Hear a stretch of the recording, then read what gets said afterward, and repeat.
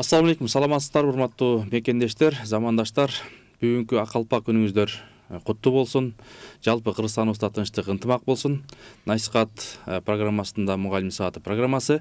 Сиздердин кызматыңыздарда Темирлан Акматов. Бүгүн сиздер менен биз ушул билимдүү муун деген темада сөз кылабыз. Андыктан биз менен аягына чейин бирге болуңуздар. Бүгүнкү ошол сиздерден жана биздин суроолорго жооп берүү үчүн конокторубуз келген.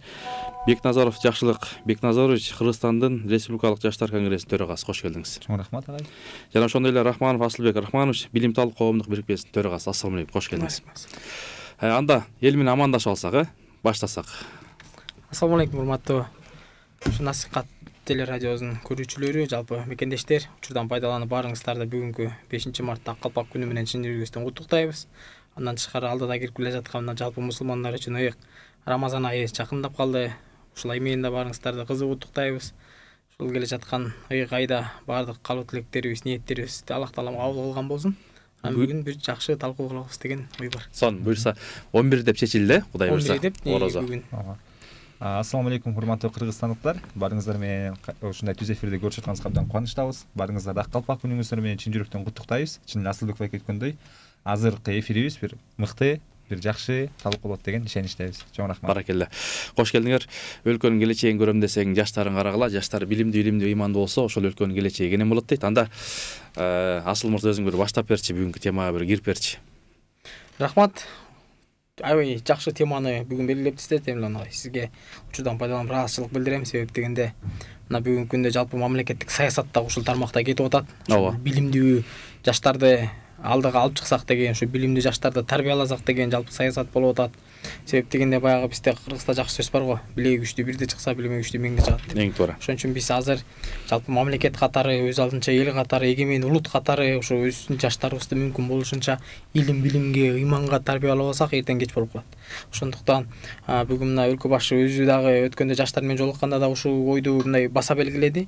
Жаштарыбызды Кудай буйрса ушул чет жакка темсил этпей, өзүнүн өлкөнүн ичинде дагы мындай татыктуу шарттарды түзүп берип, билим алууга, илим изилдөөгө, өзүнүн өнүктүрүүгө болгон жакшы бир шарттарды түзөбүз, ушул жакта иш алып барабыз деген жакшы ойлорду айтты. Андан тышкары мына ушу мамлекетти эле карап отура бербей, бүгүнкү күндө жаштарыбыз өздөрү дагы ушу бир илим билимге тартылуу боюнча, ушу илим билимге кызыктыруу боюнча дагы мындай бир коомдук демилгелердин негизинде абдан чоң иштерди алып баратат. Мына ошол эле бүгүн биз менен чогуу отурган Жакшылык мырза дагы Республикалык Жаштар конгресси менен чогуу көп иштерди алып барып атат.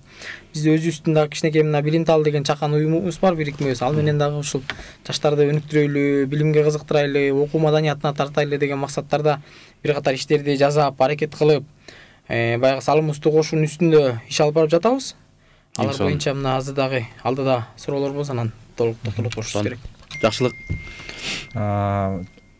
Асылбек байкенин айткандары эле негизи туура болуп кетти. Жакында эле ошол Кыргызстандын кыялында Кыргызстан деген форум өткөн. Ошол президент келип өзү дагы жаштар күнүндө сүйлөп, ошол жерде чындап эле жаштарды баягы инновациялык билимдерге, өзүн өнүктүрүүгө, soft skills жөнөмчүлүктөрүн арттырууга жана ошондой эле жаш ишкерчиликти колдоо боюнча өзүнүн сунуштарын айтканда, анан быйыл өзүңүздөр билгендей, мынакей жаштар саясаты боюнча, жаштар мыйзамы да кабыл алынып кетип, анан ошондо мындай жаштардын категориясы 35 жашка чейин болуп, кошумча артыкчылыктар берип, жаштардын ыктыярчылыгы мындай таанылып, ошо менен биргеликте мынакей азыр ишкерчиликке да тартуу боюнча ушундай программалар кирди да, кадимкидей. Кадыресе ар бир университетте ушундай бизнес инкубаторлор пайда болду. Студенттердин стартаптарын колдоп, ошо жаштарыбыз баягы Кыргызстанда калса деген ниетте ачылды да. Чет өлкөгө баягы көбүнчөсү акча тапканы кетишет, келечегин курганы кетишет ал жерге. Ошол келечекте Кыргызстанда курса деген ниетте студенттердин арасында дагы ушундай студенттик стартап, студенттердин инкубаторлору кирди да университеттердечи. Бул дагы ушул мамлекетте жаштарга түзүлүп аткан бир жакшы шарттардын бири десек болот. Баракелде. Эң сонун. Анан өткөндө сиздер жакшы бир билимдүү муун деген керемет иш-чара болду. Ошого токтолуп берсеңиз, бул баягы Билимталдын ачылганда канча болду? Негизги максаты? Рахмат агай. Туура белгиледиңиз. Мына өткөндө акыркы ушу биздин Билимтал коомдук бирикмесинин акыркы иш-чараларынын бири ушу билимдүү муун деген интеллектуалдык таймаш өткөрдүк. Ал жерге мына өзүңүз дагы калыстык милдетти аркалап катылуу коногубуз болуп барып көрүп кеткен элеңиз. Эми жалпы биздин бирикме боюнча айта турган болсок, бирикмебизди 2020-жылы учурдагы Жогорку Кеңештин депутаты Чойбеков Бактыбек Каныбекович башында турган ушу демилгелүү ага инилер биригип түптөгөн элек да. Анан ушу 1-2 жылдай расмий эмес форматта иш алып барып келдик. Анан 2022-жылы каттоодон өтүп 20 февралда каттоодон өтүп, расмий түрдө өз алдынча юридикалык формага ээ болуп, коомдук бирикме катары иштеп атабыз. Эми негизги максат аталыш эле айтып тургандай ушу билим берүү тармагына кошумча бир инвестицияларды тартып келсек деген ой болчу да. Себеп дегенде бул тармакты жалаң эле мамлекеттин карамагына таштап коюунун өзү дагы мындай бир туура эмес болуп калат экен да. Себеп дегенде эгер жакшы бир келечекти курабыз, билимдүү коомду курабыз десек, анда бүгүнкү күндө баарыбыз кол кабыш кылып, колдон келген салымыбызды кошуш керек деген ой менен ушу коомдук бирикмени түптөгөнбүз. 4 жылдан бери мына бир катар долбоорлорду ишке ашырууга жетиштик. Анын ичинде мына Жакшылык мырзалар менен бирге дагы талас жергесиндеги мугалимдерди жалпы республикалык тестирлөөнүн методикасына үйрөтүү боюнча акысыз курстарды өткөрүп келатабыз акыркы 2 жылдан бери. Себеп дегенде биз буга чейин акысыз баса бергилейм, акысыз чыгымдардын баардыгын ушу талас жергесинен чыккан өзүбүздүн мыкты ага эжелерибиз биригип топтоп Бишкектен атайын тажрыйбалуу деген тренерлерди алып барып, ушу ар бир мектептен бирден математик, бирден кыргыз тилчини, себеп дегенде жалпы республикалык тестирлөөнүн негизги бөлүгү 2 сабактан турат экен да. Ооба. Ушул 2 сабак боюнча мугалимдерибизди акысыз негизде келип кеткен жол кирезин, тамак ашын баардыгын камсыздап берип, аларга баардык шарттарды түзүп, кел дагы мындай татыктуу билим алып, анан сенден талап бир эле талап. Ушу барасың дагы ушу билимди айыл жергесиндеги алыскы айылдардагы биздин балдарга акысыз бересиң деген кайра бир эле талапты коюп атабыз, акысыз болсун деген. Ушундай иштерди кылып келатабыз. Андан тышкары мына таластагы жаш биздин ийни карындаштарыбызды, окуучуларды билим алууга шыктандырайлык деген мыкты окуучу деп жыл сайын стипендиялык кароо сынак өткөрөбүз. Бул таластын эң алдыңкы окуучуларын тандоо болуп туруп аларга стипендия берип, баягы Бишкек алып келип, жогорку кеңеш менен иши менен тааныштырып, университеттер менен тааныштырып, баягы аларды дем күч берели, шыктандырайлы деген максатта иш алып келатабыз. Андан тышкары ушу Бишкектеги биздин билим алып жаткан студенттердин да башын бириктирип, өткөндө сиз айтпадыңызбы, билимдүү муун деген жакшы бир интеллектуалдык таймаш кылдык. 14 тайпа. 14 тайпа катышты, жалпысынан ар бир тайпада 4төн команда болуп 56 бала келди окшойт. 56 ушу мыкты окуучулар бул жерде жалаң билимге кызыккан, өзүн өнүктүрөм, ар тараптуу изденем деген балдар келди. Байгелерди коюп, биринчи байге Ташкентке жолдомо койгонбуз. Мына кече күнү келишти, Кудай буйрса Ташкентке ийгиликтүү барып аман-эсен барып келишти. Аябай жакшы мындай ойлор менен келишти да. Туризмди өнүктүрүш керек экен. Мамлекетибизди мындай атаган алыска жакшы жагынан көрсөтүш керек экен, жакшы жагынан чыгарыш керек экен деген ойлорду алып, балдар аябай жакшы таасирленип келишти. Мына кыскача ушундай. Эң сонун Жакшылык мырза жакшы адам дейт. Таш көмүрдөн салам айтып атат Жакшылык сага өзгөчө. Атына заты жарашкан Жакшылык. Анда Жакшылык мырза мына иш чаралар боюнча айтып өттүк.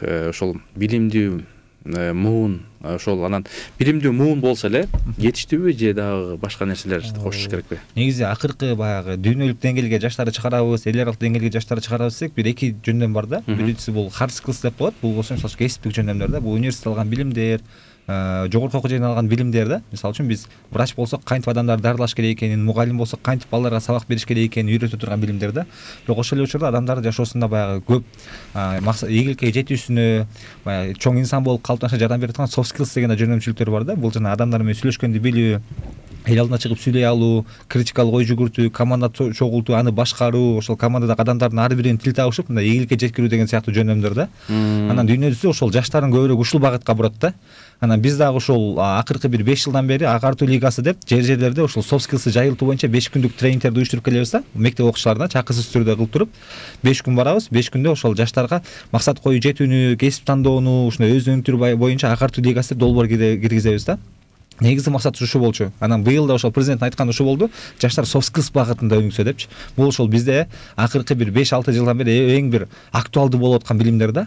Мисалы үчүн мурда айтып берчү го, 5-кө окуган бала мындай ийгиликсиз болуп калды, анан 3-кө окуган бала кыйын болуп чыгып кетти депчи. Анын деле ушундай түшүндүрмөсү бар да. Мисалы үчүн 5-кө окуган бала өзүнө ишенип эле эртең текшерүш десе өзү эле ишенип жаза берген да, өзүнө ишенип коюпчу. А мисалы 3-кө окуган бала эртең деген текшерүшкөн кимден көчүрсөм болот, тигил 5-кө окуйт да, бүгүн ошо менен жакшы сүйлөшөйүн, могу балдар менен жакшы сүйлөшүп жүрөйүн деп ар бирине подход кылганда, адамдар менен сүйлөшкөндү билген да. Ошонун натыйжасында кийин жашоосунда мындай адамдар менен тил табышканды үйрөнүп алып, ошодо көп нерсе чечилип кеткен да. Анан биз ушул нерсени дагы жаштар арасында адамдар менен сүйлөшүүнү, эл алына чыгып өз оюңду эркин айтуу сыяктуу лидерлик сапаттарын калыптандыруу да керек да. Бүгүн ушул жаштарды ушул багытта буруп, ушул багытта өнүктүрүү дагы эң бир приоритеттүү багыттардын бирөөсү да. Сонун. Азыр анан ушул жаштар менен жолугушуу, ушул мамлекет деңгээлде же областтык, же райондук кандай иш чаралар болуп атат? Бизде ошо Кыргызстан жаштар конгресси деген бар. Жалпы 2 жылда бир чогулат. Ар бир райондон 2ден өкүл келет дагы. Жалпы 110 өкүл, баягы Бишкек шаарынын жана Ош шаарынын кошкондо 110 өкүл ошол делегат болуп шайланып, ошол эле жаштардын арасында кандай көйгөйлөр, кандай ой пикирлери бар, ошолор боюнча сунуштарды беребиз да.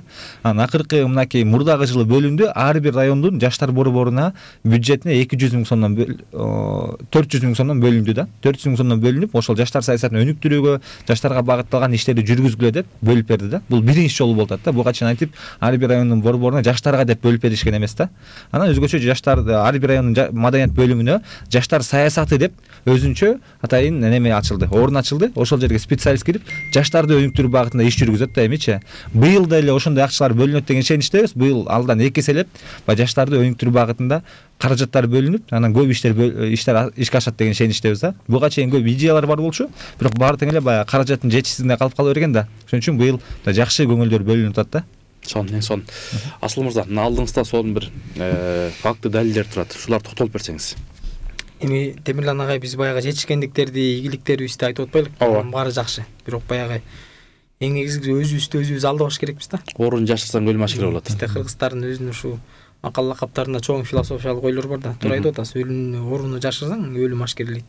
Ошон үчүн мен бүгүн жетишкендиктер маңдай тескейин сүйлөшөлү. Албетте жетишкендиктерди биринчи кезекте айтыш керек. Эл уксун, эмне иштер болуп атат, жаштарды мугалимдер, жаштар уксун тармагында. Анан ошол эле маалда биз өзүбүздүн кемчиликтерди дагы мындай так кесе айтканда билишибиз керек да. Жөн эле өзүбүздү мактап далыга таптай бербей, мындай эмне жагыбыздан кемчилик болуп атат, кайсыл жакты алдыга чыгарыш керек. Ушуларды мен бүгүн сиздер менен бир бөлүшөйүн деген оюм бар. Бул жалпы республикалык тестирлөө боюнча маалымат айткым келип атат да.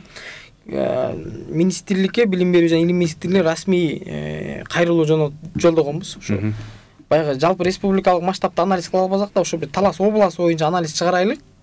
Анан ошону бир республикалык деңгээлде карасак деле андан алыс кетпейт болуш керек дегенчи. Бүгүнкү күндө мектепте билим алып жаткан балдардын тең жарымы 9-класстан кийин мектепте окуусун уланткан жок. Лицейлерге кетип атат, колледждерге кетип атат. Башка жактан толук кандуу орто билимге ээ болбой жатышат да. Бул биринчи маселе. Анан ошол жарым саны калган мектепте 11-класста окуган жарымызы 30% дагы жалпы республикалык тестке кирбейт экен. 30%. Эсептеп көрөлүм, жарымызынын жарымы дагы тестке кирбейт деген сөз. Анан ошол тестке кирген 70%-тын 46% Талас боюнча жанагы босого балдан өтө албай калат экен. 110 балды ала албайт экен. Эми бул 110 деген баягы эми проходной балл, босого балды өттүк деген мен бул 2 деген сөз. Эптеп септеп 2ден аштың ба, бир 3 минус алдың деген сөз да. Демек биздин бүгүнкү күндөгү билим берүү системабыз мектептеги балдарды 3 троечный кылып дагы окута албай жатат деген ойду айткым келип атат да. Эми эмне кылыш керек? Жакшылык мырза абдан жакшы ойлорду айтпадыбы? Жанагы бир гана кесиптик жөндөмдөрдө эмес, ийкемдүү жөндөмдөрдү дагы балдарга үйрөтүшүбүз керек. Ой жүгүрткөндө, эң биринчи кезекте критикалык ой жүгүрткөндө, анализ дегенди үйрөтүш керекпиз. Командада иштегенди үйрөтүшүбүз керек. Антпесек могул кырдаал күндөн күнгө начарлай берет, балдарыбыз артка кеткенден кете берет. Мына бүгүн мен сизге бир экеле маселени айтайын. Кээ бир окуучулар менен көп иш алып барып атабыз. Барсаң кээ бир балдар, мына 9-8-класстын балдары эми баягы улуу сөздү уят жок дейт, атын жаза албайт. Туура. Атын жаза албайт. Ооба. Өкүнүчтүү. Айтматовдун чыгармаларын мындай кой, бир жарым бетке бир чакан текст берсең, ошону окуп, түшүнүп кайра айтып бере албайт. Бул деген билим берүү системасына бүгүнкү күндө кардиналдуу реформалар керек деген ойго бизди алып келип атат да. Эми бул үчүн кадрларды дайындоодон башташ керекпи деген өзүбүз бир мындай чакан анализ кылып карап көрдүк. Кадрлар дайындоо себептен бүгүнкү күндө педагогикалык факультетке кимдер барып атат? Юрфак өтө албагандар, эконом фак өтө албагандар, эл аралык мамилеге өтө албагандар, же болбосо жанагы бүгүнкү күндө аябай популярдуу болуп аткан IT тармагына өтө албаган абитуриенттердин баардыгы барып баягы экинчи вариант болуп калып атат да педфактар. Педагог деген коомдун алдыңкы адамы болуш керек, коомдун күзгүсү болуш керек. Ошон үчүн биз педагогикалык кадрларды дайындоодон баштабасак, мугалимдин сапаты жогору болбосо, окуучу андан ашып түшүп мыкты чыга албайт. Эми бул объективдүү нерсе да. Ошон үчүн биз бүгүн педагогикалык кадрларды дайындоо тармагын жакшылап карап чыкпасак, эртең кеч болуп калабы деген бир коңгуроону кагыш керек. Жалпы улуттук диалог кылбасак, мындай улуу муун менен кошо, улуу муун менен чогуу. Эми баягы жакшы сөз бар го, жалаң жаштар келсе комедия болот. Жалаң чаллар келсе трагедия болот. анан экөө айкалышып келгенде гана гармония болот. Ошо гармонияга келиш керекпиз. Баракелде. Андай болбосо кеч болуп калат. Асылбек байке ошол кыргыз үчүн көп кызмат кылып атат, ушундай адамдар көп болсун деп жазып атат. Жана ошондой эле Кылычбек Кылыч Топчубек деген ушул Ташкөмүрдөн салам айтып атат жалпы ушул биздин конокторго. Анан улайлы. Ошол азыр баягы президент аппараты менен же болбосо АЖО менен мындай иш алып баруу кандай болуп атат жаштар саясаты боюнча? Негизи ошол баягы көптөн бери жаштар менен жолугушуу боло элек болчу. Ошол кыялында Кыргызстан форумуна ошол президенттин өзүнүн келип катышып бергенде эле баягы жакшы бир жаштар менен сүйлөшүп аткан диалогдун алдыңкы катмары десек болот да. Андан сырткары мамлекеттин жаштар саясатынын мыйзамын өзүнчө кабыл алып бергендиги, ошол эле учурда Маданият, маалымат, спорт, жаштар саясаты министрлигинин алкагында жаштар саясаты деп киргизип бергенде эле жакшы нерсе да. Бирок эмнени каалайт элек? Бул Кыргызстандын жаштары жалпы адамдардын санынын бир 30%-ын түзөт да. Ошон үчүн биздин министрлик өзүнчө болсо деп. Канча bundan бир 5-6 жыл мурун жаштар министрлигинин өзүнчө болчу да. Андан кийин агентствого кошту, азыр болсо зам министр кылып дайындашты, министрлик ишине кошту. Анан жакында балким ал деле ылдыйлап кетиши мүмкүн деген сыяктуу нерселер айтылып атат да. Бирок биз каалайт элек, тескерисинче бул ылдыйлабастан жаштардын ордун өзүнчө көрсөтүп туруп, жаштар министрлигинин өзүнчө болсо, анда дагы бир топ иштерди жүргүзүүгө бир сонун бир мүмкүнчүлүк болмок да. Же болбосо жанагындай эле бүт жаштардын башын бириктирген, жаштардын бир көзгө басар болгон, мамлекеттик деңгээлде мамлекет өзү колдогон бир чоң жаштар кыймылы болуш керек да. Мисалы үчүн кошуна өлкөлөрдө кандай? Мисалы үчүн кошуна өлкөлөрдө Аманат деген бар, же болбосо немеде Россияда карасак Первый деген бар да. Ошондой мамлекет жаштар саясаты министринин сырткары өзүнүн жаштар бир уюмдары бар. Чоң мамлекет колдогон. Ошонун шарапаты менен көп иштеп жүрүп кетет да. Анан ушул эле жадан Асылбек байке айткандай, Асылбек байке дагы кошумчалагым келет, жаштар арасында кандай көйгөйлөр бар депчи. Айтпадыкпы? Бул көп нерселер дагы ушул жаштардын максатсыз же болбосо максат койгонду үйрөтпөгөнүн натыйжасынан келет да. Асылбек байке сону айтып өттү. 9 класстан көчөсү кетип калат. Мисалы үчүн 9 класста 4 класс болсо, 11 класска 1 класс калат. Анын 30% орто тапшырбайт. Тапшыргандардын 40% өтпөйт, 50%га жакын өтөт. Эми эң кызык жери ушул жерде башталат да. 50% бала өтсө деле, жогорку окуяга өткөндө биринчи курстан карасаңыз бир факультетте 50 бала окуйт да. 4-чү курс өткөндө карасаңыздар бир 10-15 эле бала бүтөт да. Эмне үчүн? Себеби булар максатсыз келип алганда, баягы бирөөнү укканы менен же аргасыздан өтпөй калдым, бул жерге келип алайын, тигил жерге келип алайын депчи. Ошондой сыяктуу эле Асылбек байке айткандай, жаштар арасында билим берүүнүн жакшырлатуу, ошол эле учурда жаштарга 5-класстан баштаппы, 7-класстан баштаппы максат койдуруп, ошол максатына жетүүгө керектүү болгон билимдерди берүү дагы бул биринчи орунда турат да. Себеби ал бала 10-11 класс кезинде ошо ким болоорун билип, ошол кесибине керектүү предметтерге көбүрөөк көңүл бөлүп, ошолорго басым жасаса жакшыраак болмок да. Уруксат берсеңиз, мен Жакшылык мырзанын оюна кошумчалап айтып коеюн деп атам. Эми мамлекет тарабынан албетте жаштар саясатына, жалпы эле жаштарды өнүктүрүүгө колдоо болушу керек. Ал мамлекеттин милдети. Бул жерде маселе жок. Бирок ошол эле учурда биз өзүбүз дагы жаштар дагы өйдө жакта эле карап отура бербей, качан бизге мындай бир багыт берет, тапшырма өртөө, өзүбүздүн жаштардын деңгээлинде дагы кыймылдар, коомдук бирикмелер, ар кандай мындай бир демилгелүү топтордон өйдөдөн күтпөй, ылдыйдан өйдөнү көздөй демилгелерди көтөрүшүбүз керек. Ошондо гана бир мамлекет менен журулушуп, бир айкалышып, жакшы иштер жүрөт. Бул биринчиси. Экинчиси, Жакшылык мырза абдан туура айтты. Профориентация деген, кесиптик багыттоо деген ишти мамлекет колго албаса болбойт демек ана. Мүмкүн система билим берүү тармагына жүрөсүз, билесиз. Балдар кандай окуу жайлар бар экендигин билбейт. Ал окуу жайдын ичинде кандай факультеттер бар экендигин билбейт. Контракттык, бюджеттик билим берүү дегенди билбейт. Чет жакка чыгып жана квоталар жөнүндө маалымат аз. Мамлекет ушул тармагынан бир аз саясат жалпысынан аксып аткандай сезилет да бизге. Себеп дегенде бар. Бишкектин ичинде бул маселе билинбегени менен айыл жергесине барсаңыздар, Борбор шаарда улуттук университеттен анан политехти билиш мүмкүн, калган окуу жайлар жөнүндө маалымат өтө аз. Мына бизде бир жакшы агайыбыз бар, Айбек Бодошов деген. Мен аны айтпай койбосом да болбойт. Мына мен көтөрүп жүргөн маалыматтардын баардыгын эринбей, мына өзү убактысын коротуп, буга эч кимдер каржы төлөбөйт, эч ким колдобойт, өзү мына анализдеп чыгып, маалыматты берип атат. Бул жерден негизги сунуш ушу кесиптик багыттоону колго алыш керек деген сунуш болуп атат. Себеп дегенде жаштарды биз багыттабасак, мына мондай кесиптер келечекте суроо талапка ээ болот дебесек, бүгүн 4-5 миңге жакын жылына юристтерди чыгарып берип, көчөгө чыгып ташыргытсаңыз юристтин башына тиет. Же экономисттин башына тиет. Ал эми жумуш орундары болсо тилекке каршы анчалык жылына жок болуп атат да. Кесиптик багыттоо керек болуп атат. Анан жанагы ОРТ боюнча, жалпы республикалык тест боюнча көйгөйдү айтып туруп, мен баягы сунуш бербей калыптырмын. Биздин сунуш мындай болуп атат. Кандай сунуш? Мектеп программасына эле, мисалы 10-11 класстан баштап быйыркы боло турган тесттерди кийинки жылда талдап кошумча киргизсе факультативдик сабак катары. Эми баягы албетте жүктөмдөрдү аябай көп кылып атат. Бирок ашыкча сабактарды кыскартып, мисалы ошол эле геометрияны мүмкүн алгебранын ичине кошуп, сабактардын ичин карап чыгып туруп, мына бүгүнкү заманбап билим берүүгө багытталган сабактарды кошпосок аябай мындай кырдаал өкүнүчтүү болуп кетиши мүмкүн да. Мектептен баштап жалпы республикалык тестирлөөгө даярдоону колго албасак болбойт. Себеп дегенде бүгүнкү күндө мектептин программасы башка болуп кетип атат. Жалпы республикалык тестирлөөнүн программасы такыр башка болуп кетип атат. Жакшы. Марватова сиздерге рахмат дейт. Кыргыздын жигиттерине рахмат дейт. Жана ошондой эле сиздер менен кантип жолуксак болот дейт. Эми биз менен байланышып баягындай демилгелүү жаштар бар да. Балким азыр ушул суруп атат. Балким номерлерди айтып коебузбу, же кандай кылабыз? Номерлерди айтсак деле болот. Андан тышкары биз социалдык тармактарда дагы активдүүбүз. Ошолорду айта кетсек, Facebook'тан, же болбосо Instagram'дан ошо Асылбек Рахманов, же болбосо биздин билим тал деп жазсаңыздар, коомдук бирикмебиз. Ошол жерде бардык социалдык тармактарда барбыз. Ал жерден байланышып, кабарлашсаңыздар, эгерде бир мындай максаттарыбыз туура келип, алып бара турган иштерибиз бир болсо, биз кызматташууга, иш алып барууга ар дайым ачыкпыз. Кыргыз үчүн, Кыргызстан үчүн. Жакшылык. Меники болсо ошол Instagram'дан же болсо Facebook'тан карасаңыздар болот. Жакшылык Бекназаров деп. Ошол жерде барбыз. Анан ар бир келген катка сөз түрү жооп беребиз. Карабай койгон жер болбойт. Жакшы. Офистер кайсы жерде жайгашкан? Балким борбордо барбы? Же райондордо, областтарда?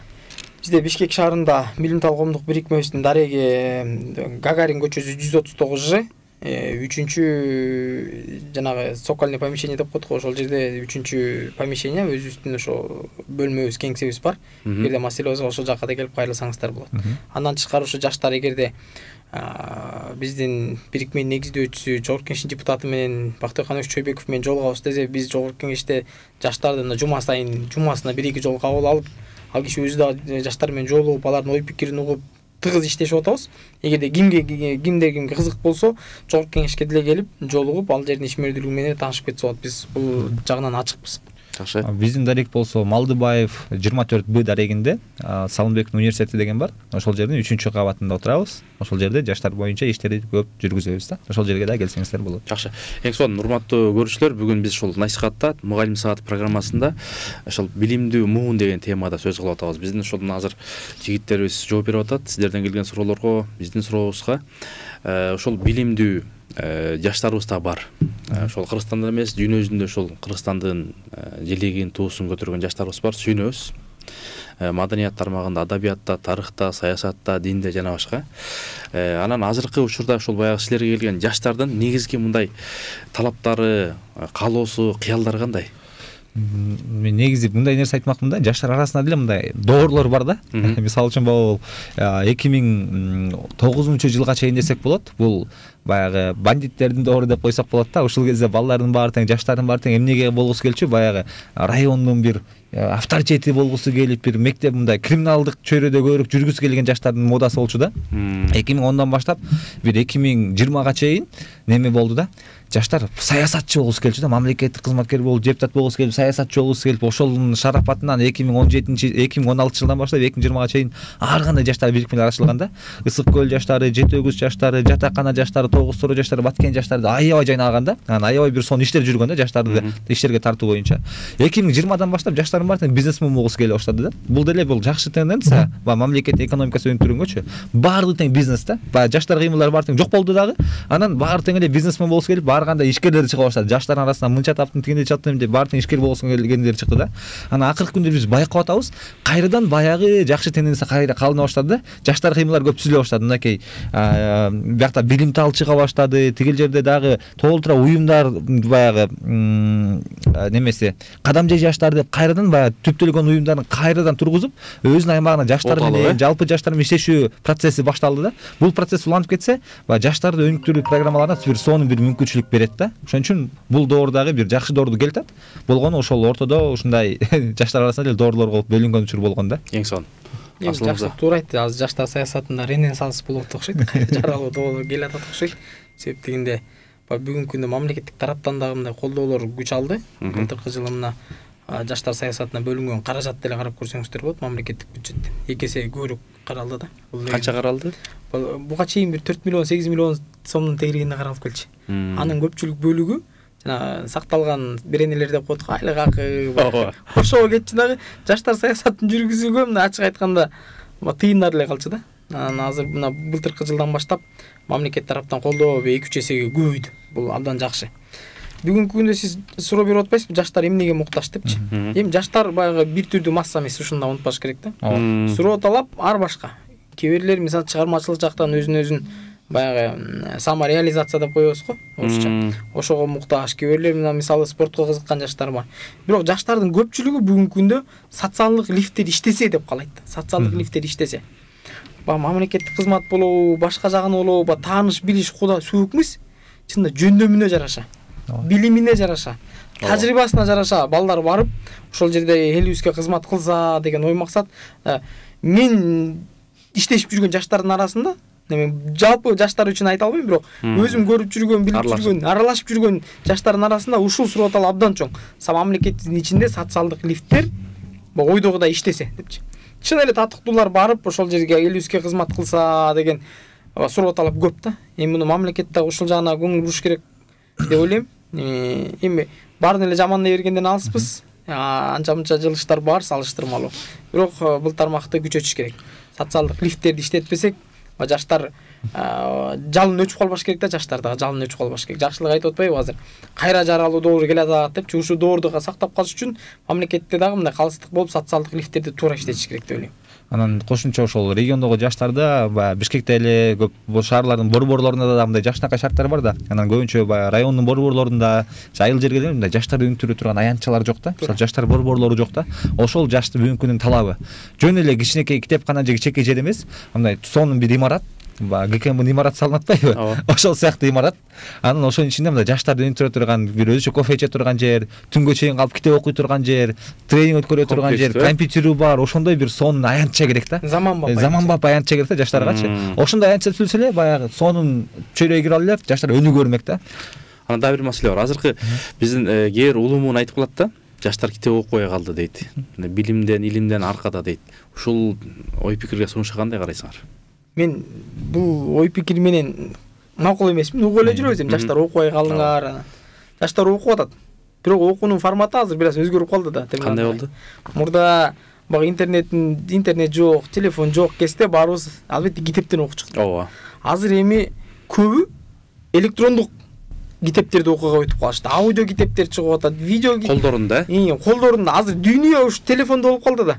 Мурдагыдай болуп сөзсүз эле тиги улуттук китепканага барып, же болбосо дагы бир башка райондун борборунда жайгашкан китепканага барып окуунун кажети жок болуп калды да. Жаштар үйдө отуруп эле жалпы аалам менен мамиле түзүп, ааламда болуп жаткан маалыматтарды алып, өзүнө керектүүнү алып окуганга мүмкүнчүлүк болуп калды да. Жаштар азыр абдан көп окуйт. Ооба. Мен өткөндө ушу Facebook'та да өзүмдүн баракчама жазып чыктым эле.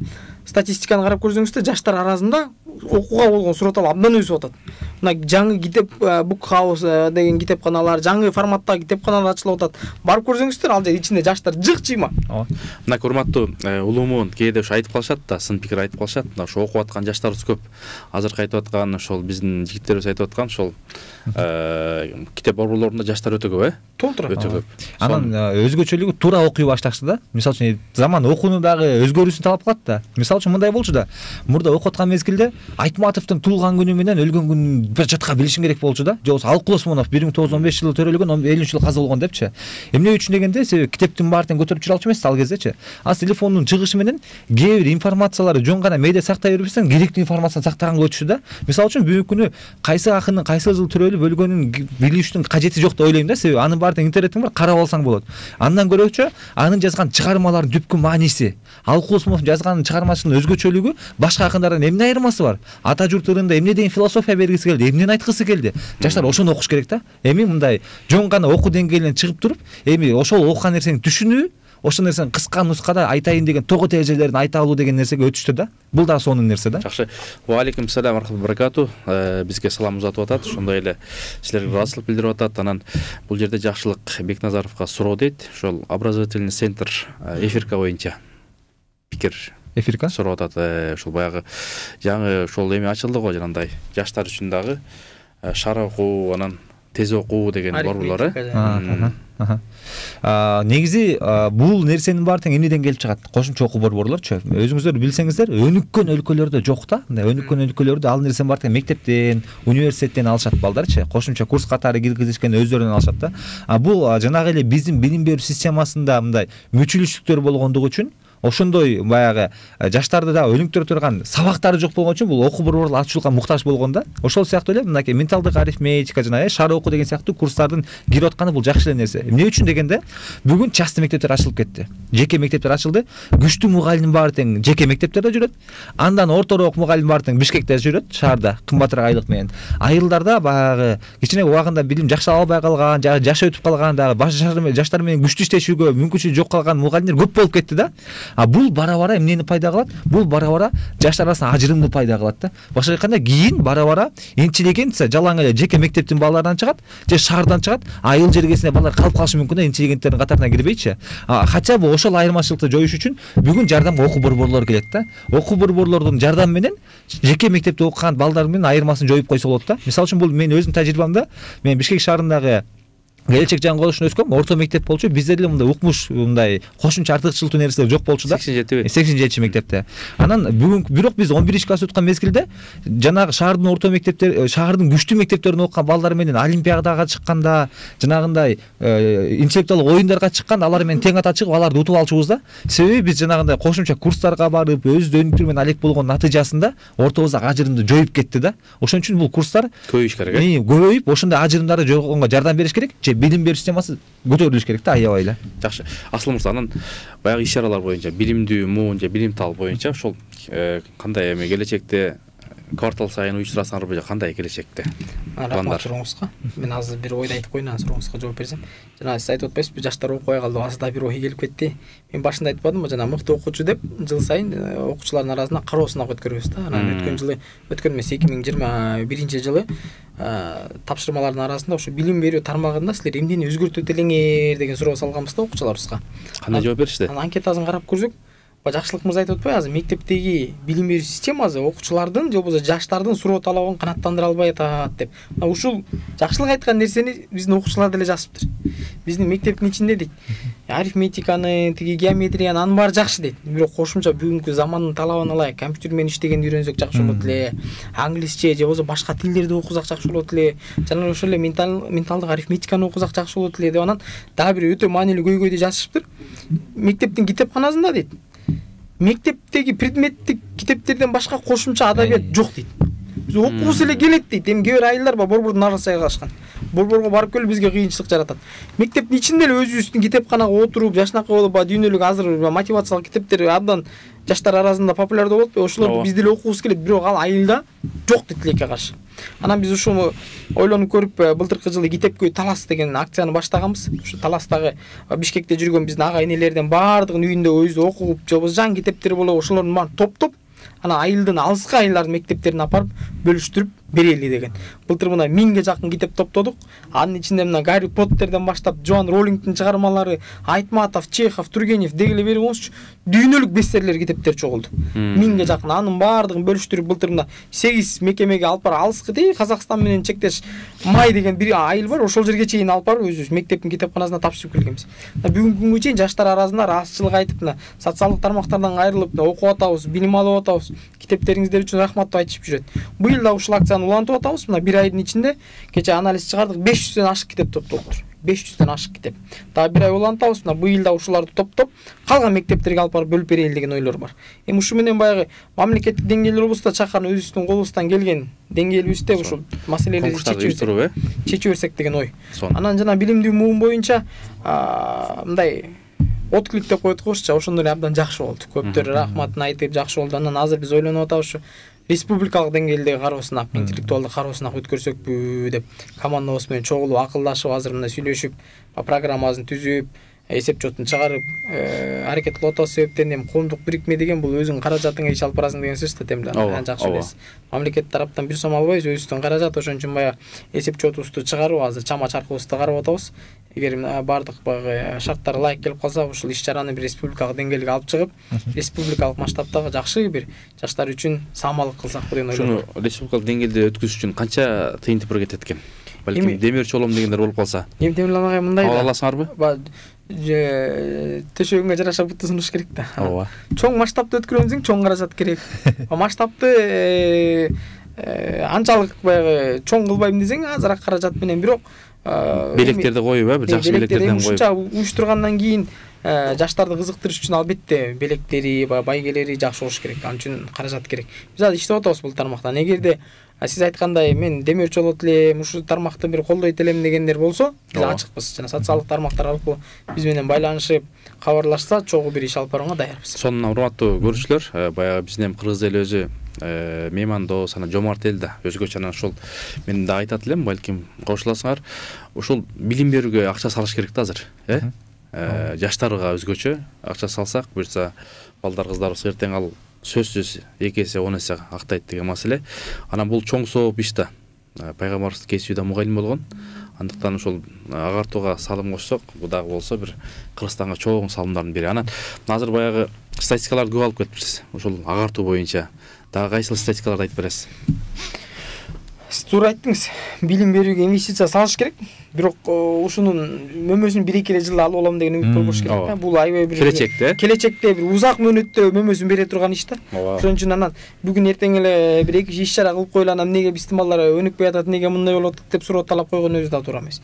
Бул кичине чыдамкайлыкты талап кылган иш. Тас ойлого жылкыга салып бүттүк, Анан күрөшкө улакка салып бүттүк. Азыр билимге сала турган убакыт келди окшойт.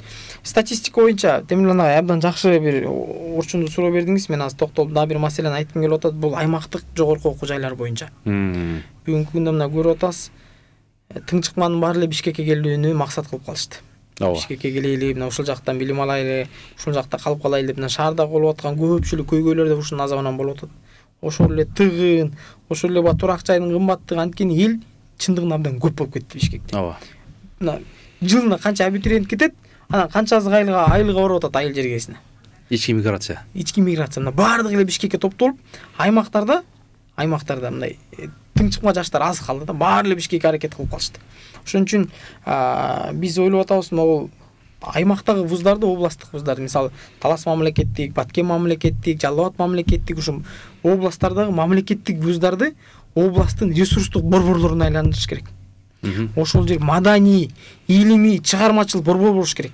Биздин жаштар кайнаш керек, ошол жерде кайнап, ошол жерде мындай тажрыйба алмашып, ошол жерде өнүгүп, анан ошол өзүбүздүн кичи мекендерге кызмат кылбасак, аймак менен борбордун ортосунда ажырым жылдан жылга көбөйө берет. Мына карап көрсөңүз, бүгүнкү күндө мына Ош мамлекеттик окуу жай, жогорку окуу жай кандай өнүгүп атат? Ош мамлекеттик университет кандай өнүгүп атат? Кандай темп менен? Мына мурда мен мугалимда болуп сабакта берип жүрөм. Группада Оштон келген студенттердин саны көп болчу эле. Мына акыркы 4-5 жылдан бери тенденция абдан өзгөрдү. Азайды. Оштон бүткөн окуучуларыбыз, абитуриенттер Ош мамлекеттик университетинен ошо өзүнүн кичи мекенинен билим алууга болгон калоолору абдан өзүп ошол жерде калып атат. Себеп дегенде болсо башка областтардан барып, айтпаңыз. Себеп дегенде Ош мамлекеттик университети бүгүнкү күндө ошондой деңгээлге көтөрүлө алды. Демек, ал жерде азыр Ошто экономикалык дагы, маданий дагы, интеллектуалдык дагы өсүш албетте болот. Себеп дегенде жаштар бар жерде өнүгүү сөзсүз болот. Эми биз ушул Ош мамлекеттик университетинин моделин алып туруп эле башка аймактардагы окуу жайларындагы ушул система менен өнүктүрбөсөк, баягы башка областтар менен борбор анан Оштун ортосунда ажырым жылдан жылга чоңой берет. Жаштар кеткени кетип берет, кайра артка кайтпайт. Себеп дегенде тиричиликтин баардыгы борбордо болуп калып атат. Ал эми биз ушу аймактык окуу жайларды жандандырып, мисалы мына Талас мамлекеттик университет жөнүндө эле айтайынчы, Темирлан агай элестетип көрсөңүз, мына Килейген бир областта бир эле окуу жайыбыз бар. Жогорку билим берүүчү бир эле Талас мамлекеттик университет бар. Бир областка. Эми ал жерде бүгүнкү күндө же жатаканасы жок, же спорт залы жок. Арендага, спорт зал арендага алып, балдар физкультура, эми ошол жерге ким барат? Өзүңүз ойлоп көрсөңүз, кайсыл өзүн сыйлаган студент, мисалы эч шарты жок жерге ким барат? Албетте мугалимдердин дарамети жакшы болушу мүмкүн, баягы студенттер күчтүү болушу мүмкүн, бирок эми тийиштүү шарт жок болгондон кийин кантип билим аласың? Жаштар менен сүйлөшөбүз, мына көп сүйлөшөбүз, Бишкекке келип билим алышып атат, айтам дей, Таласта деле вуз турбайбы, мына педагогикалык факультет бар, филологиялык факультет бар. Эмне үчүн Бишкекке келип атасың десем, мисалы Айтматов районунан өткөндө абитуриенттер менен сүйлөшүп калдык, айтат. Агай дейт, биз Таласка барсак деле квартирага чыгабыз дейт, анткени Талас мамлекеттик окуу жайдын өзүнүн жатаканасы жок дейт. Бишкекке барсак деле квартирага чыгабыз дейт, экөөнүн айырмасы эмне дейт?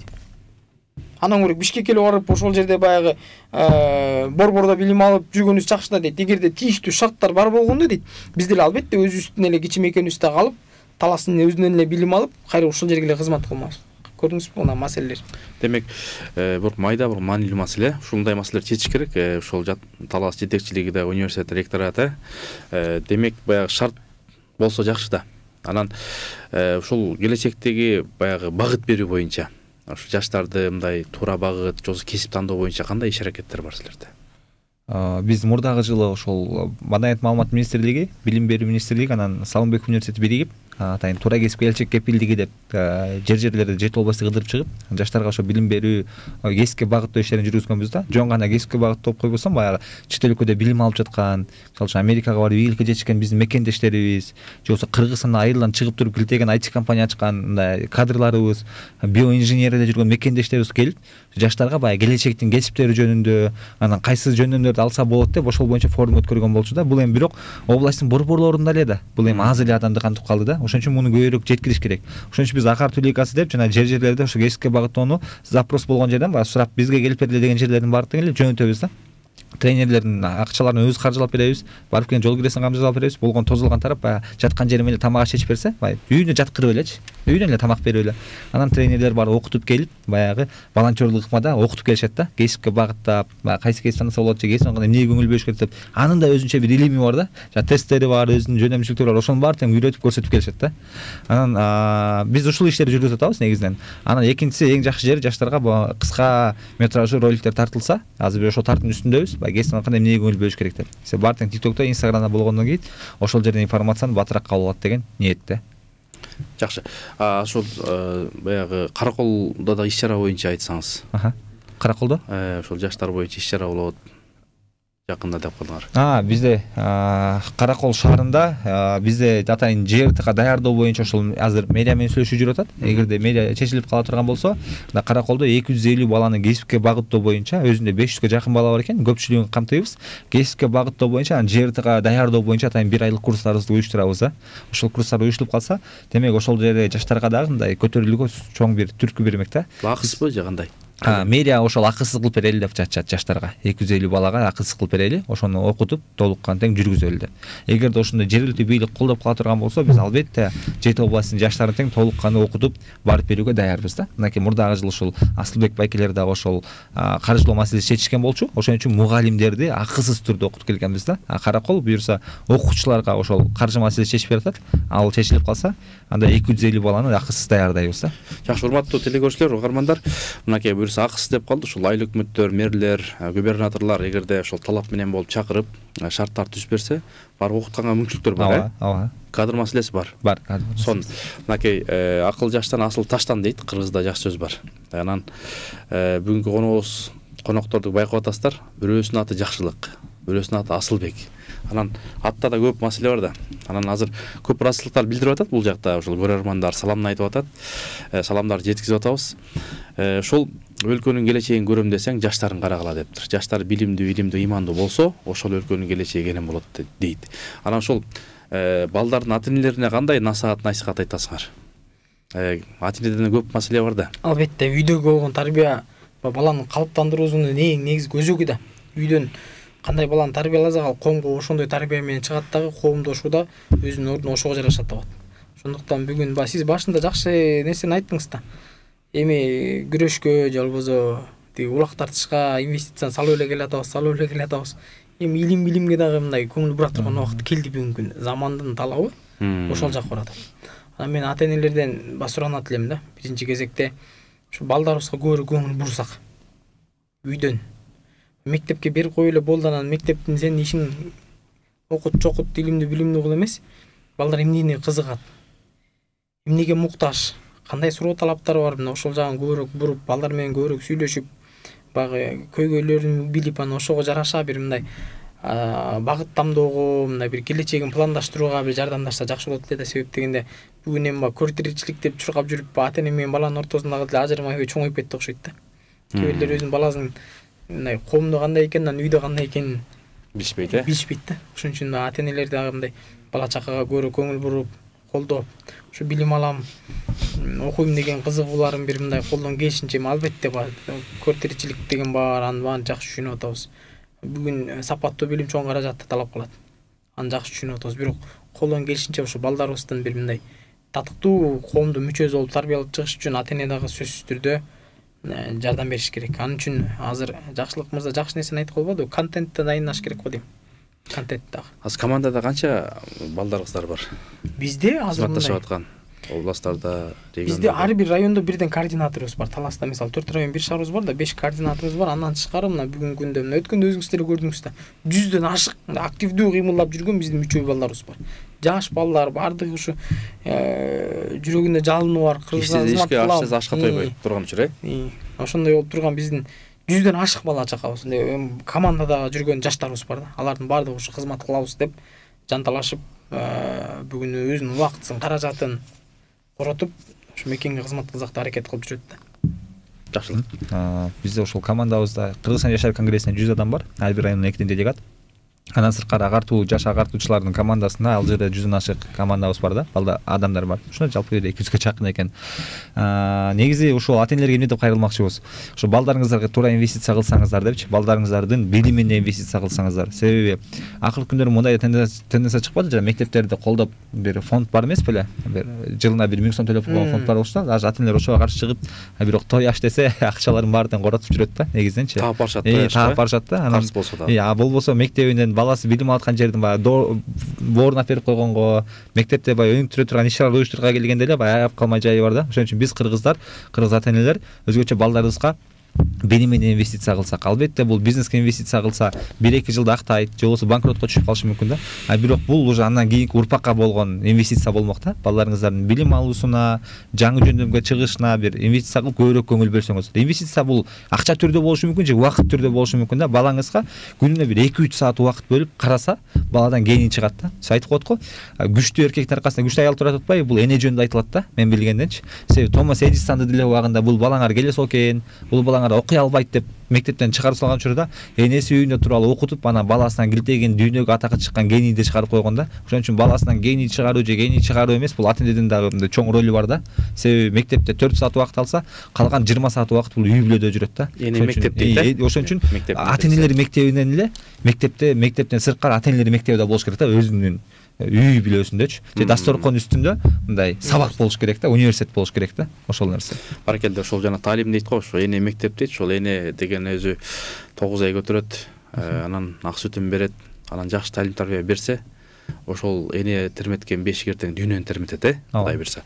Жакшы, анан мынакей Япониядагы мисалы ушул агартуу тармагында кетип атат техника, технология боюнча, анан биздин Кыргызстанды баягы мындай эме кыялданып, силер баягы жаштар аралашып жүрөсүңөр, барып жүрөсүңөр, келечекте бир 15-20 жылдан кийин агартуу тармагы кандай болот деп ойлойсуңар? Аябай мындай олуттуу суроо берип атасыз. Себеп дегенде эми Темирлан агай, агартуу тармагын мамлекет приоритеттүү катары кабыл алыш керек да, приоритеттүү катары. Бул жактан эч бир каражатты аябаш керек. Анан бүгүнкү күндө мен дагы бир жолу кайта алайм, билим берүү системасын жалпысынан кайрадан карап чыгууга убакыт келди, өтүп баратат да. Мына мен бир эле мисалды айтайынчы, мына юристтерди окутуп жүрөм 4 жылдан бери университетте сабак берип. Эми юрфакка кимдер келет? Гуманитардык билим билесиз. Баягы так илимдерге өтө шыгы жок, мына өтө көп кызыкпаган, бирок мына гуманитарды жакшы сүйлөгөн, ой жүгүртүүсү бар балдар келет да. Бирок биз бүгүн юристтерди кантип окутуп атабыз? Бир эле мисал келтирейин. Концепция современного естествознания деген сабагыбыз бар. Право общества, окружающая среда деген сабагыбыз бар. Основы экологии деген сабак бар. Экологическое право деген сабак бар. Анан дагы колледжге келгенде географияны окутабыз. Башкача айтканда 5 жыл бою юрист болом деген баланы биз экологко дайындап аткандай сезилет да мага. 5 сабактан мына экологияга байланыштуу 5 сабакты окутабыз. Ошол эле юриспруденциянын пайдубалын түскөн мамлекет жана укук теориясы, же болбосо конституциялык укук деген сабактарга 1 семестр бөлүнөт. Эми карап көрсөңүз, 5 предметте экологияны окутуп туруп, юриспруденциясын пайдубалын түскөн сабакка 1 семестр бөлөбүз да. Эми бул шермендечилик да. Эми кантип анан сапаттуу юристтерди тарбиялап чыгабыз? Анан азыр бирде кетсең эле юристтерди уртепкеге алып жатып калып атпайлыкпы? Ой, мындай саны бар, сапаты жок, ан тиги бу деп. Албетте сапаты жок. Эми ошондой билим берип атсак, университетте жалаң экологияны окутуп жүрсөк, укук деген эмне, мамлекет деген эмне, мыйзам деген эмне деген базалык түшүнүктөрдү балдар жакшы өздөштүрө албаса, андан каядагы сапаттуу юристти чыгарабыз. Ошон үчүн мына билим берүүнүн жалпы эле түзүмүн тез аранын ичинде карап чыкпасак болбойт. Ошол эле мектепте. Мына эми мен динге эч каршылыгым жок. Бирок мамлекеттик бийлик алмашкан сайын эле мектепке эле бир кошумча сабакты киргизүүнү мен абдан терс көрүнүш катары көрөм да. Жыл сайын эле мына жаңы сабак киргизип, тигини жоюп, буну жоюп, жүктөмдү көбөйтүп отуруп, мектепте мына акыллууларды эмес, келезолордун баарын чыгарып баштадык да. Окуганын түшүнбөйт. Азыр мынакей 375 мектепте ушул баягы мүдүр даярдоо маселеси турат да. Узар эле келатат, анан ушул баягы мындай ошого көз караштары кандай? Мындай суроолор кээде айтышат, мындай өтө жеңил дейт, бирөөлөр татаал дейт. Кандай силердин көз карашта? Олор негизи мындай деле өтүп калышар өткөрсө болот да тесттенчи. Анан азыркы сунушта кылып тур ушул баягы 7 жыл тажрыйбасы болуш керек же зам болуш керек, анан жаш өзгөчөлүгү жок деген. Анан жаштар деле катышып, менеджер жаштар бар да.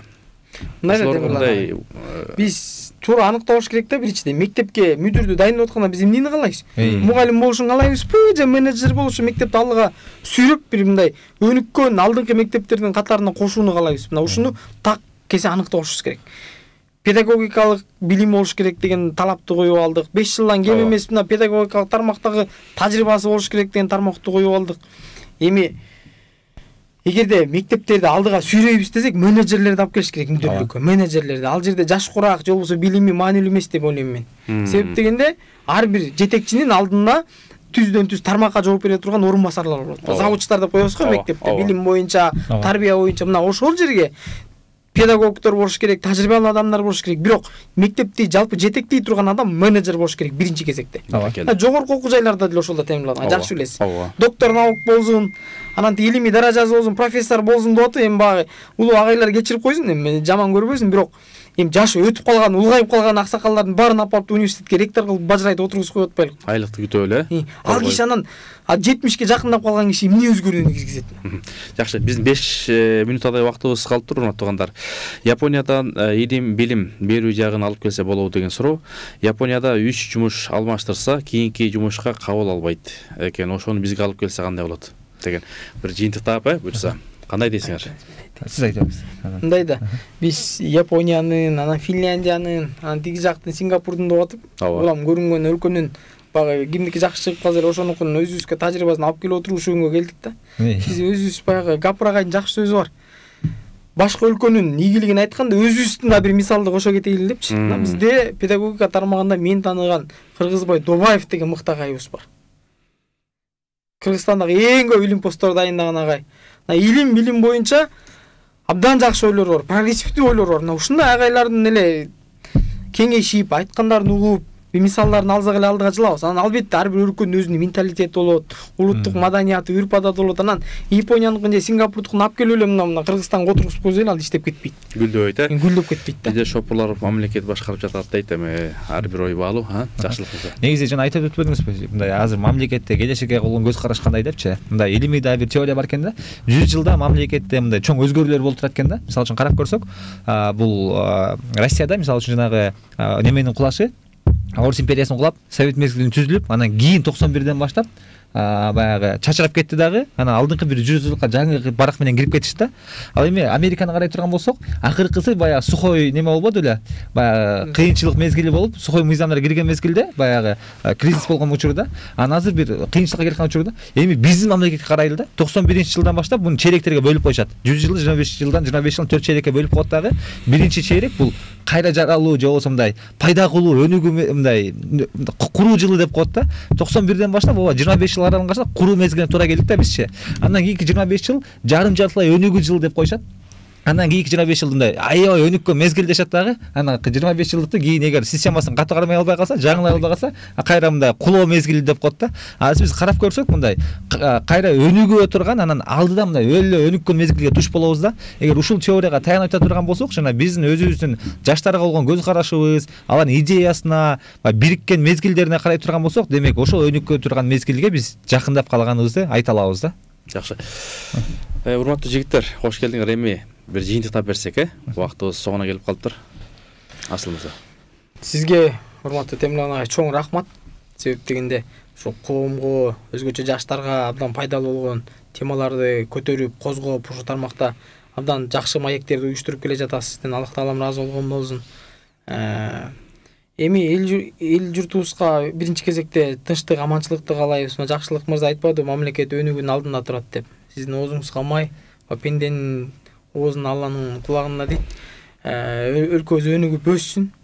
Бирок себебин кылбасак болбойт. Аллах таала деле айтат экен, силер себебин кылла, калганы менден деп. Ошон үчүн биз себебин кылышыбыз керек. Аны өнүгүп кетебиз. Мына 50 жыл жакындап калды эле, колубузду чөнтөккө салып чирктикүр отура берсек да болбойт. Аракет кылып, жаштар өзүчө өнүгүүнүн бир жаңы жолдорун сунуштап, мамлекетке көмөк көрсөтпөсөк болбойт. Анын үчүн ушу баарыбыз бүгүнкү темага байланыштуу ушу илим билимге инвестиция салып, ошол тармакка бир жетиштүү деңгээлде көңүл буруп, жапатырмага аракет кылсак, албетте мамлекетибиздин келечеги кең. Себеп дегенде биздин кыргыз эл абдан мындай бир жөндөмдүү, жаңы нерсени бата өздөштүргөн, мыкты кылымдарды карыткан, улуу кыргыз дөөлөтүн курган элбиз да. Биздин багы ата бабабыздын түпкүлүгүбүз бар, келечегибиз да кең деп ишенем. Анын үчүн жалпы аракет кылышыбыз керек. Баракелла.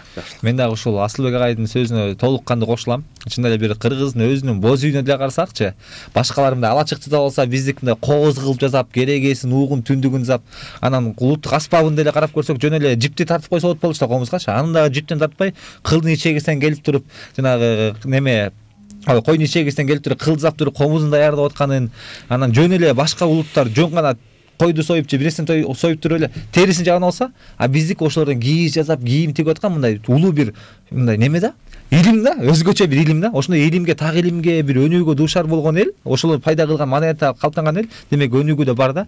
Айткандай эле мына илим билимге көбүрөөк инвестиция кылып, жаштарды ошол жерге буруп алсак эле, бизде да бир сонун мүмкүнчүлүк болот. Андыктан кыргыз элибизге жалпы эле кайрылуу, билим берүү тармагында өзгөчө ушул көңүл бөлүнүп, өзүңүздөрдүн билим балдарыңыздарда, өзүңүздө баягы билим алуудан талбаңыздар. Жана кирип келе жаткан орозо айыңыздар менен чын жүрөктөн куттуктайбыз. Кут болсун. Сизге чоң рахмат агай, эфирге чакырганыңыз үчүн. Чоң рахмат, урматтуу мекендештер. Бизге бөлүнгөн убакта соңуна келип калды. Көп суроо, сунуш, пикирлерди жазсаңыздар, Кудай буйрса ошолордун баарын кабыл кылсын. Аллах ыраазы болсун дейт, жакшы тема көтөрдүңөр дейт. Куранда бир жакшы аят бар экен. Ошол оку жараткан негеңдин аты менен оку дейт.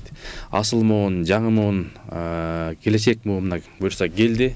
Ошол жаштарыбызга жакшы талим тарбия берсек, иман тарбиясын берсек, Кудай буйрса жакынкы араларда баардыгыбыз кызмат кылсак, кайсыл тармак болбосун, Кудай буйрса Кыргызстаныбыз өнүп өскөн, күчтүү, билимдүү, илимдүү, имандуу, экономикасы күчтүү мамлекет болот деген үмүтүбүз өтө чоң. Сиздерди келе жаткан ушул орозоңуздар менен насихаттын жалпы жамааты куттуктайт. Орозоңуздарды Кудайым кабыл кылсын, баардыгыбыз чогуу жеткизсин. Кийинки эфирге чейин Кудай буйрса биз коштошпойбуз. Сиздер менен ушул буйрса кийинки эфирлерде ошо орозо темасында чыгабыз. Кудай буйрса. Кыргызда жакшы сөз айткан, билеги күчтүү бирди жыгат, билими күчтүү миңди жыгат деп биздин ата бабаларыбыз айтып кеткен. Билимдүү, илимдүү, ыймандуу өлкөнүн келечеги кенен болот. Кийинки эфирден амандашканча, ассаламу алейкум.